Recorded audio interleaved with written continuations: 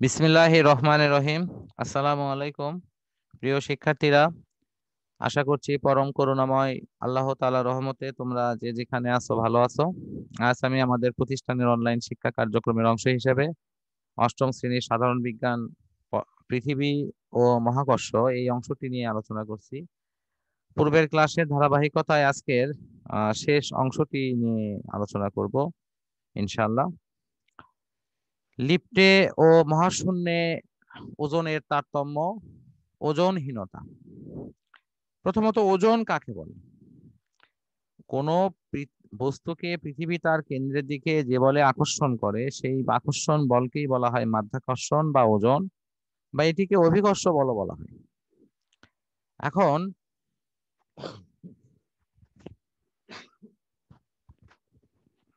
এখন এই লিফটে ওজনহীনতা এই বিষয়টি আসলে কি? তো ওজন কিন্তু আসলে অনুভব করা আর বস্তুর ওজন থাকা বা না থাকা এই বিষয়টি কিন্তু এক না। আমরা যখন স্বাভাবিক অবস্থায় ভূমির ওপর দাঁড়াই তখন কিন্তু ওই ভূমি আমাদের ওজনের বিপরীতে প্রতিক্রিয়া বল প্রয়োগ করে, ফলে আমরা বুঝতে পারি যে আমাদের ওজন আছে। কিন্তু যদি এই বিপরীত প্রতিক্রিয়া বল ভূমি প্রয়োগ না করত তাহলে কিন্তু আমরা পরিপূর্ণ বুঝতে পারতাম না যে আমাদের ওজন আছে। এখন একজন ব্যক্তি যদি লিফটে দাঁড়িয়ে থাকে তাহলে লিফটের মেঝে তার উপর উপরের দিকে প্রতিক্রিয়া বল প্রয়োগ করে, আর ওই ব্যক্তির ওজন ক্রিয়া করে নিচের দিকে। এখন ব্যক্তি যদি খাড়া উপরের দিকে ওঠে, লিফটটি যদি উপরের দিকে ওঠে, তাহলে যেহেতু প্রতিক্রিয়া বল উপরের দিকে আবার লিফটও উপর দিকে উঠছে, সুতরাং ওই প্রতিক্রিয়া বলের সাথে লিফটের উপরের দিকের ওঠা বলটা কিন্তু যোগ হয়ে যাবে।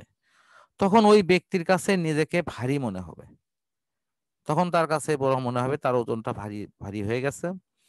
আবার যদি কোনো লিফট নিচের দিকে নামে, আহ আর সেক্ষেত্রেও লিফটের ওপর দাঁড়ানো ব্যক্তির প্রতিক্রিয়া কিন্তু উপরের দিকে, যেহেতু লিফট নামছে নিচের দিকে আর ওজনের প্রতিক্রিয়া বল হলো উপরের দিকে, এক্ষেত্রে কিন্তু ওই ব্যক্তির ওজন ওই লিফটের নিচের দিকে নামার ফলে বিয়োগ মনে হবে তার ওজনটা কমে গেছে। তো সুতরাং লিফটের ওঠা ব্যক্তি উপরের দিকে উঠলে তার ওজন বেশি মনে হবে আর নিচের দিকে নামলে ওজন কম মনে হবে।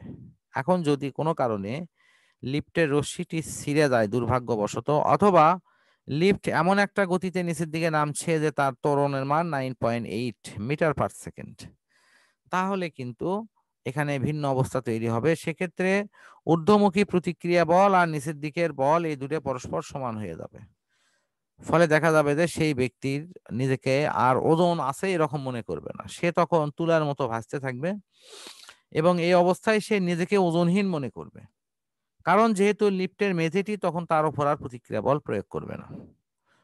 অন্যদিকে মহাকাশ যানে চড়ে যদি কোনো ব্যক্তি পৃথিবীর চারদিকে ঘোরে, তাহলে দেখা যাবে যে সেক্ষেত্রেও পৃথিবী ওই মহাকাশ যানটিকে যে বলে কেন্দ্রের দিকে আকর্ষণ করে,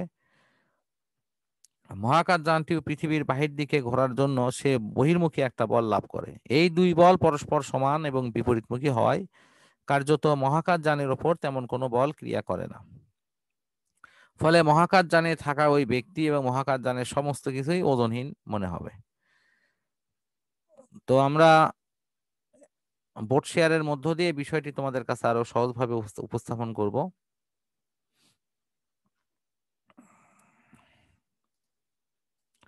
এখানে দেখতে পাচ্ছ তোমরা যে লিফটে চড়া ব্যক্তিরা যখন দাঁড়িয়ে আছে তখন ওই লিফট এর ওপর ওজন বল প্রয়োগ করা হচ্ছে, আর লিফটের ওজন বল কিন্তু প্রতিক্রিয়া বল কিন্তু খাড়া উপরের দিকে ক্রিয়া করবে। আর উপরের দিকে ওঠার সময় এই জন্যই ওই উপরের দিকে ওঠার সময় ত্বরণ আর ওই ঊর্ধ্বমুখী প্রতিক্রিয়ার ত্বরণ এই দুটো যোগ হয়ে একটা লব্ধি বল বেশি প্রযুক্ত হবে, ফলে সে নিজেকে বেশি ওজন আছে এরকম মনে করবে। কিন্তু নিচের দিকে নামার সময় কিন্তু তার একটা বিপরীত অবস্থা তৈরি হবে। তো আমরা একটু দেখি যে কিভাবে পৃথিবীর চারদিকে ঘূর্ণনরত মহাকাশযানের ক্ষেত্রে আসলে কি ঘটনা ঘটে।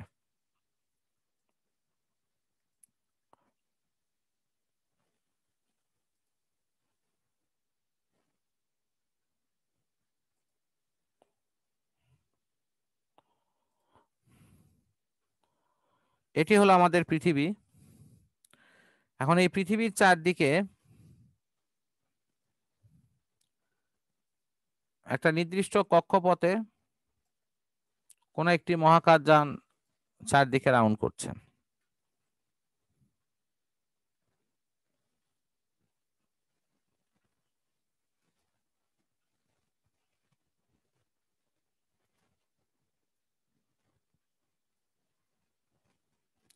ধরা যাচ্ছে যে এই মহাকাশযানটি পৃথিবীকে প্রদক্ষিণ করছে চারদিক থেকে।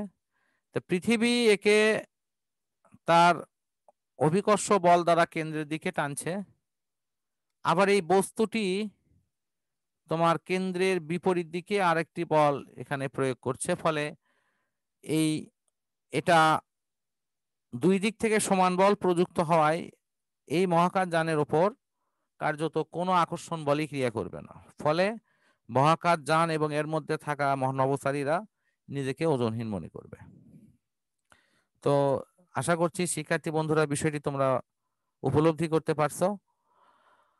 আমি এই আলোচনার মধ্য দিয়ে আজকের ক্লাসটি শেষ করছি। পরিশেষে পরম করুণাময় আল্লাহ তাআলার কাছে সবার সুস্থতা কামনা করে বিদায় নিচ্ছি। আসসালামু আলাইকুম।